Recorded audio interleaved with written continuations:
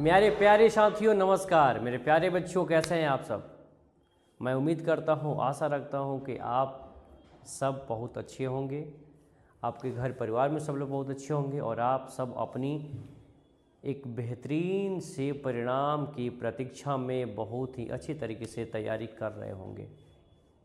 प्यारे बच्चों, जैसा कि आप सब जानते हैं कि आपका एग्ज़ाम अब बहुत ही नज़दीक आ चुका है और ऐसे टाइम में एक उसका रिवीजन जो आपने अभी तक पढ़ा है, चाहे वो ऑफलाइन क्लास हो चाहे वो ऑनलाइन क्लास हो, वैसे जगहों पे जहाँ भी आपने पढ़ा है, जहाँ कहीं से भी ज्ञान लिया है, उन सारे ज्ञान को अभी रिफ्रेश करना बहुत ही ज़्यादा ज़रूरी है। मतलब शॉर्ट टर्म रिवीजन जिसको हम बोलते हैं, तो शॉर्ट टर्म में उन सब चीज़ों को रिवाइज करना बहुत ही ज़्यादा ज़रूरी है। तो इसी रिवीजन को लेकर के हम आ चुके हैं फिर से आपके सामने, जिसमें हम लोग देखने वाले हैं अब लेंस के बारे में। लेंस के द्वारा अपवर्तन कैसे होता है हमने ये पढ़ भी लिया है कि प्रकाश का अपवर्तन क्या है, लेकिन आज जो हम करने वाले हैं, आज जो हमारा सीरीज होने वाला है वो होने वाला है आपका एक आयताकार स्लैब से, एक आयताकार कांच के स्लैब से अपवर्तन किस तरीके से होता है उसको हम देखने वाले हैं।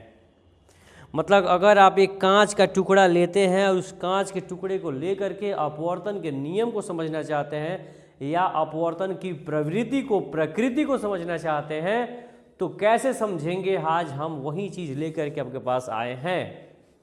कल हमने देखा था, पिछले लेक्चर में हमने देखा था कि सरल माध्यम क्या होता है, सघन माध्यम क्या होता है, विरल माध्यम क्या होता है।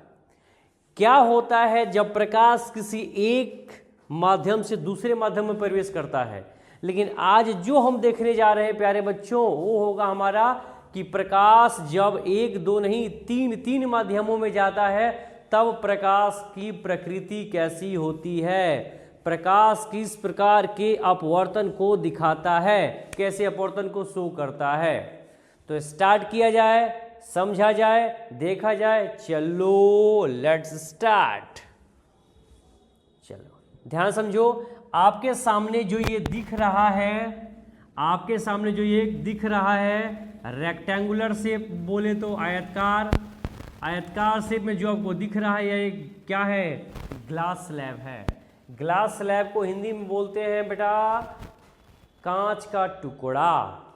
क्या बोलते हैं, कांच का टुकड़ा। जैसे तुम्हारी माँ कहती है ना मेरे जिगर के टुकड़ों या मेरे जिगर की टुकड़ियों, है कि नहीं, तो वैसे ही कांच की मम्मी कह रही है मेरे कांच के टुकड़ों। समझ में आ रहा है कि नहीं आ रहा है।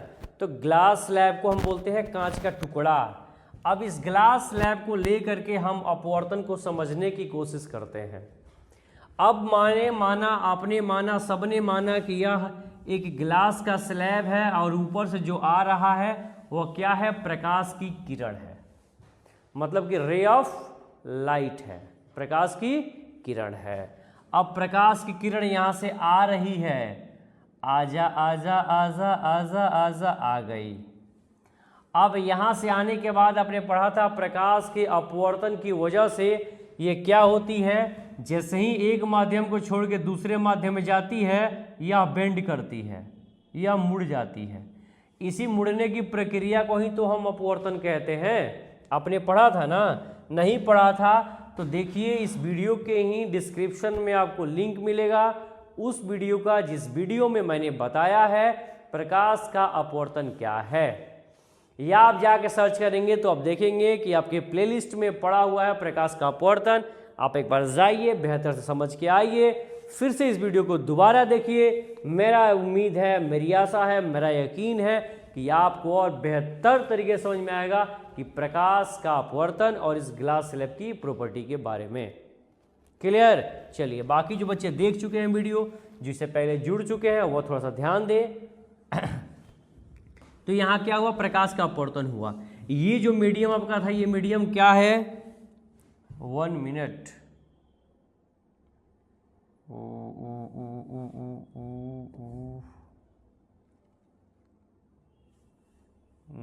कैंसिल,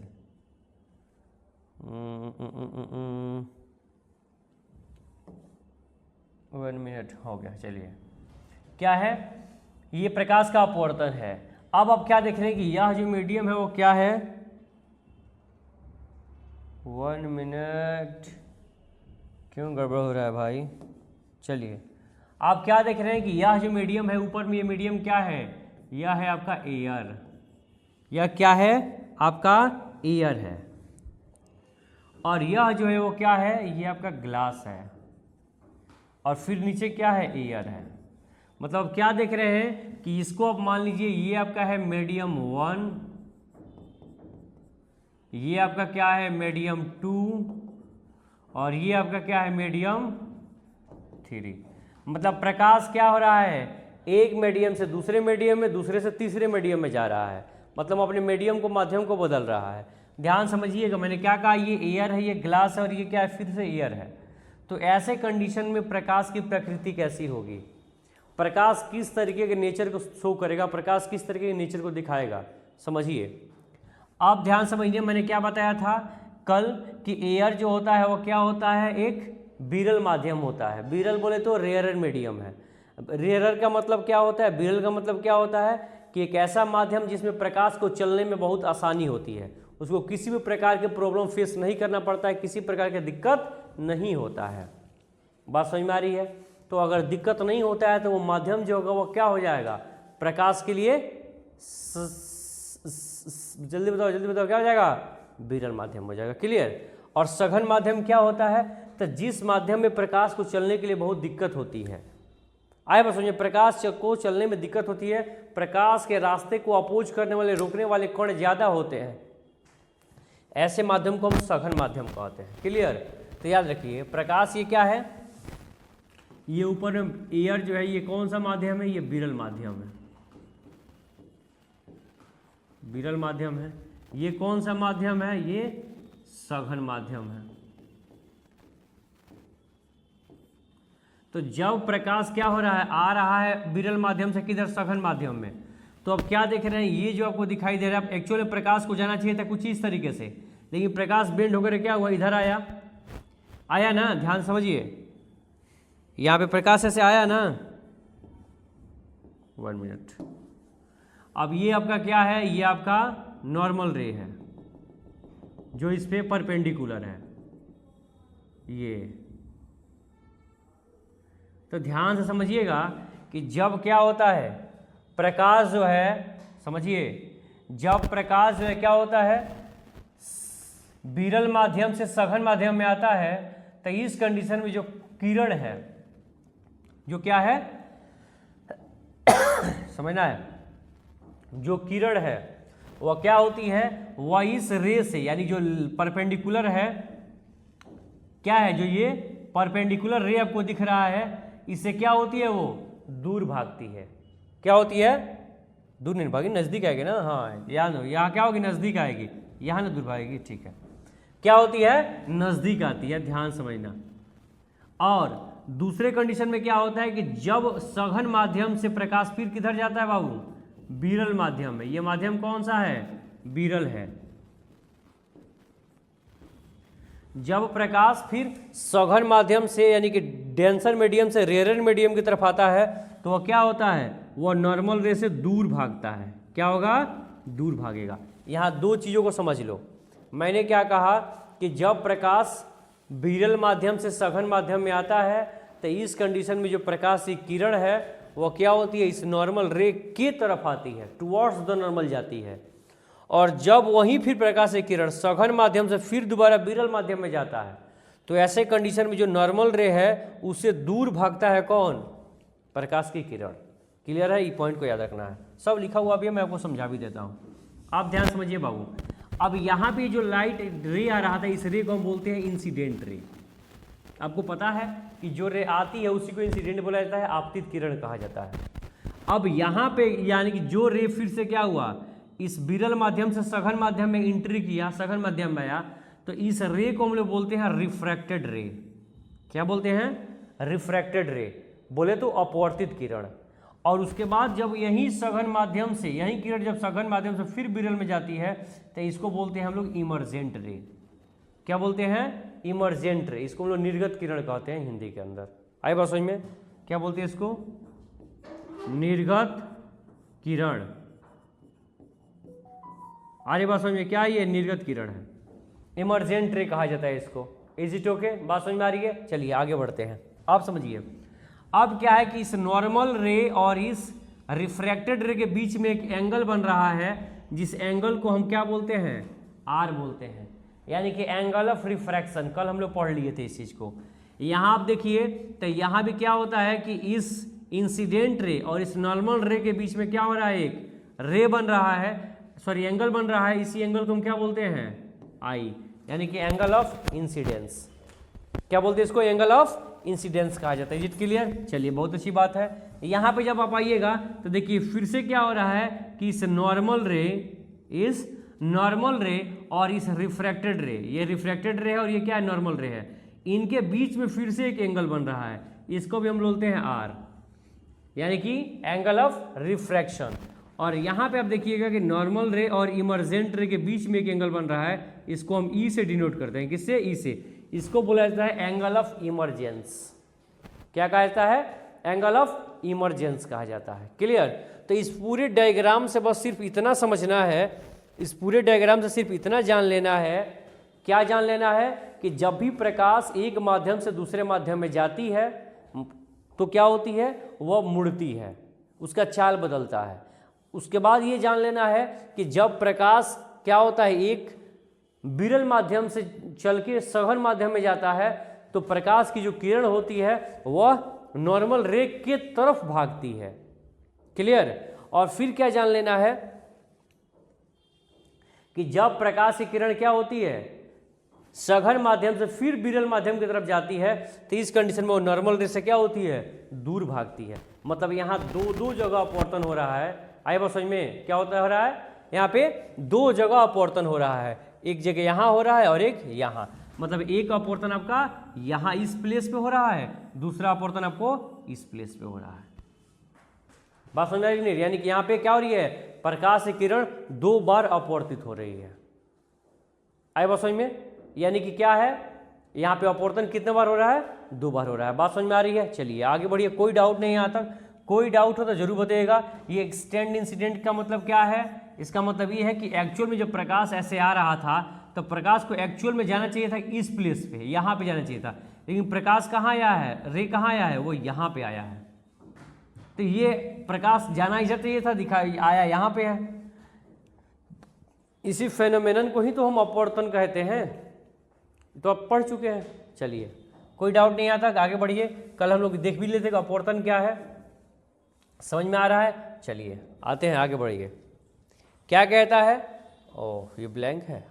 नेक्स्ट देखिए, कांच का आयताकार स्लैब क्या होता है? थोड़ा सा इसको भी समझ लीजिए कि जब आप एक कांच के टुकड़े को लेकर के या कांच का टुकड़ा लेते हैं, उस कांच का टुकड़ा चारों तरफ से समतल हो। समतल का मतलब होता है, सम का मतलब होता है बराबर, तल का मतलब उसका क्या? सरफेस, निचली सतह, या कह सकते हैं उसकी सतह।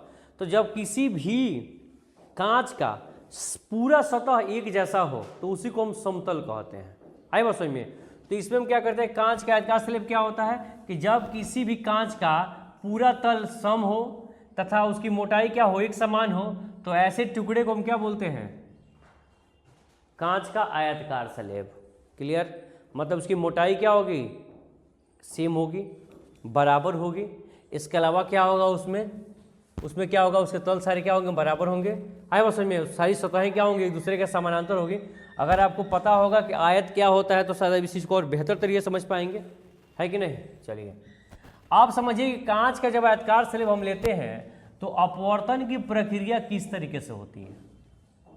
मतलब कि कांच के सतह से अपवर्तन किस तरीके से होगा, अभी मैंने जो बताया है वही सब चीज़ें यहाँ लिखी हुई हैं। तो अगर आपको थोड़ा वहाँ कन्फ्यूजन हुआ भी हो तो आप यहाँ से और बेहतर तरीके से समझ सकते हैं। थोड़ा सा ध्यान से सुनिए। अपवर्तन की प्रक्रिया क्या है तो समझिए। सबसे पहले आपतित किरण, इंसिडेंट रे क्या होता है? तो आपको पता है कि प्रकाश किरण जो वायु से क्या होती है? कांच में प्रवेश करती है, उसको क्या कहते हैं हम लोग? उसको बोलते हैं जो है ना आपतित किरण। क्लियर? पहली सतह पर अपवर्तन कैसे होता है? पहली सतह पे अपवर्तन आपका कैसे होगा थोड़ा समझिए। तो क्या होगा? वायु जो है, वायु क्या है? एक विरल माध्यम है। वायु में प्रकाश को चलने में कोई दिक्कत नहीं होती है। जब वायु से क्या होता है? प्रकाश कांच में प्रवेश करता है तो क्या होती है, ध्यान समझो, यानी पर किरण क्या होता है, अभिलंब की ओर मुड़ती है। मैंने ही बताया ना, अभिलंब का मतलब वही नॉर्मल रे है कि नहीं। आपतित किरण और अपवर्तित किरण पर डाला गया लंब अभिलंब कहलाता है, आपको पता ही है। तो क्या है, मैं जाने पर क्या होती है, किरण अभिलंब की ओर मुड़ती है। क्लियर। कांच के अंदर का पथ कैसा होगा, तो जब कांच के अंदर जब इंटर कर गया किरण, तो उस समय क्या होगा कि किरण कांच के भीतर फिर सीधी रेखा में चलती है। आपको पता ही है कि प्रकाश की जो किरण होती है वो हमेशा सीधी रेखा में गमन करती है। तो जाहिर सी बात है कि जब कांच के अंदर जाएगा तो उसको एक स्पेशल मीडियम मिल गया। अब जितना वहाँ पे एरिया है वो सब तो कांच का ही है, तो फिर वो सीधी रेखा में चलेगी। आए बात समझ में। चलिए, क्या वो सीधी रेखा में चलती है, क्योंकि माध्यम समान है। मैंने अभी तो यही बात तो बताया कि माध्यम समान है, इसके लिए वो क्या होगी, उसकी किरण फिर से सीधी रेखा में चलेगी। बात आ रही समझ में। सब कुछ जा रहा है भेजे के अंदर, नहीं जा रहा है तो जरूर बताइए, कमेंट बॉक्स में जरूर लिखिए। अगर जा रहा है तो फिर थोड़ा सा मेहनत भी करिए। चलिए नेक्स्ट क्या कह रहा है, देखिएगा। अब दूसरी सतह पर अपवर्तन कैसे होगा। पहली सतह पर तो अपवर्तन हो गया, तो वहाँ अपवर्तन में क्या हुआ कि जो प्रकाश की किरण थी वह जैसे ही कांच में इंटर की तो वह अभिलंब की ओर मुड़ गई, और उसके बाद अब फिर कांच से बाहर निकल रही है। पहले कंडीशन में किरण बाहर से कांच के अंदर गई और अब किरण निकलेगी कांच से बाहर, तो क्या होगा समझिए। जब कांच से वायु में निकलेगी किरण तो वो अभिलंब से क्या हो जाएगी बेटा, दूर हो जाएगी, वो भाग जाएगी।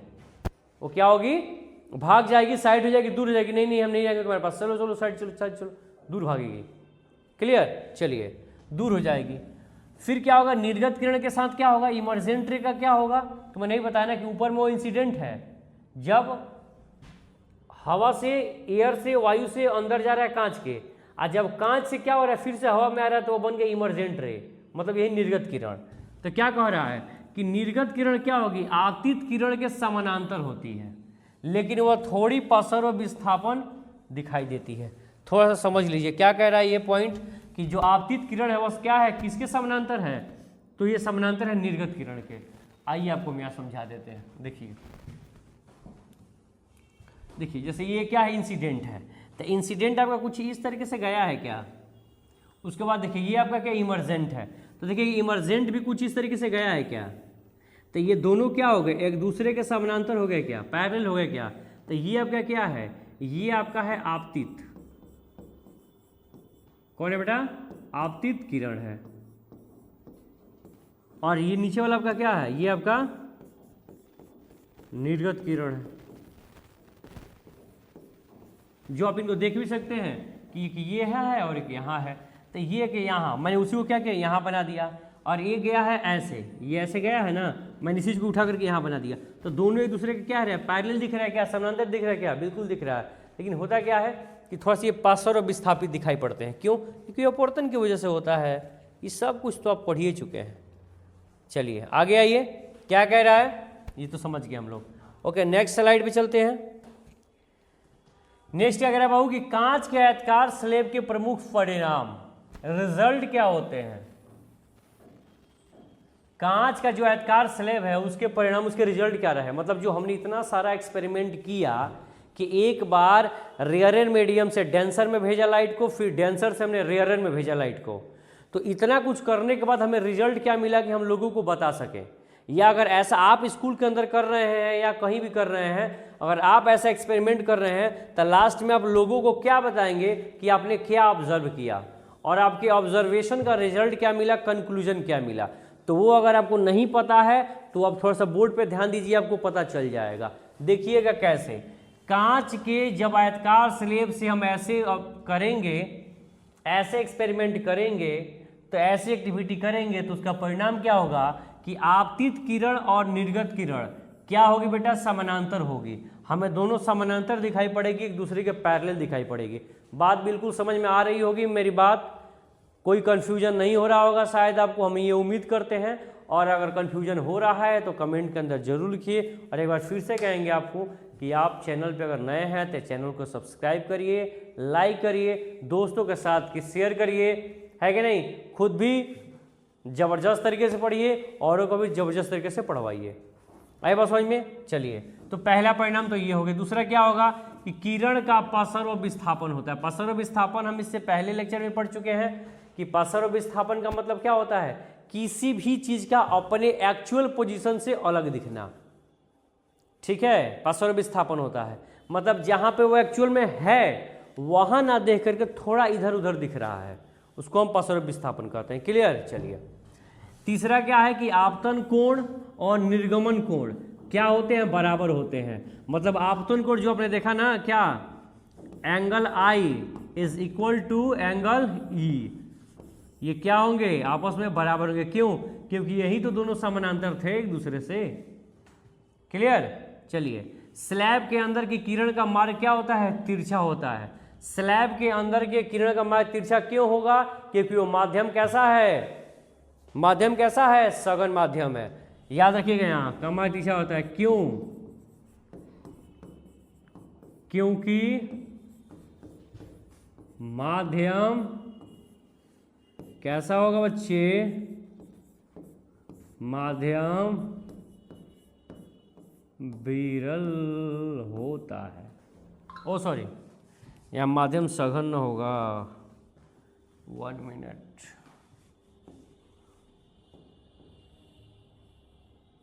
बड़ा कन्फ्यूजन रहता है बच्चों को सघन भी और विरल में, क्योंकि माध्यम क्या होता है, सघन। कोई डाउट यहाँ तक, बात समझ में आ गई? चलो अच्छी बात है, आगे बढ़ते हैं। नेक्स्ट क्वेश्चन क्या कह रहा है, सॉरी क्वेश्चन नहीं है, नेक्स्ट पॉइंट क्या है कि पसर विस्थापन किस पर निर्भर करता है। जो पसर विस्थापन है कि किसी भी चीज़ का जो है ना अपने से एक्चुअल पोजीशन से अलग दिखना किस पर डिपेंड करेगा, तो डिपेंड करेगा कांच का जो स्लैब होगा कितना मोटा है, उसके थिकनेस पर डिपेंड करता है। उसके बाद कांच का अपवर्तनांक कैसा, अपवर्तनांक का बोले तो उसका रिफ्रैक्टिव इंडेक्स क्या है, आई बात समझ में, यानी कि म्यू, उसका म्यू क्या है ये उस पर डिपेंड करेगा। और तीसरा है कि आपतन कोण, यानी कि जो किरण आ रही है, जो आपतित किरण आ रही है वो किस तरीके का एंगल बना रही है, कौन सा आपतन कोण बन रहा है, कौन सा एंगल बन रहा है, ये उस पर निर्भर करता है। कौन? पसर विस्थापन की प्रक्रिया या पसर विस्थापन की प्रकृति। क्लियर।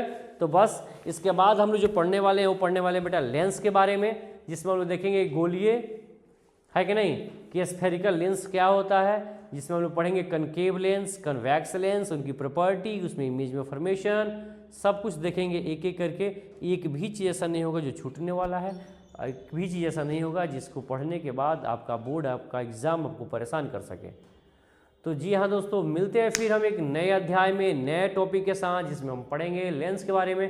तब तक आप सबको हम लोग की तरफ से बहुत बहुत शुभकामनाएं, बहुत बहुत धन्यवाद। बिहार स्कॉलर के साथ जुड़ने के लिए आप अपनी तैयारी को ज़बरदस्त रखिए।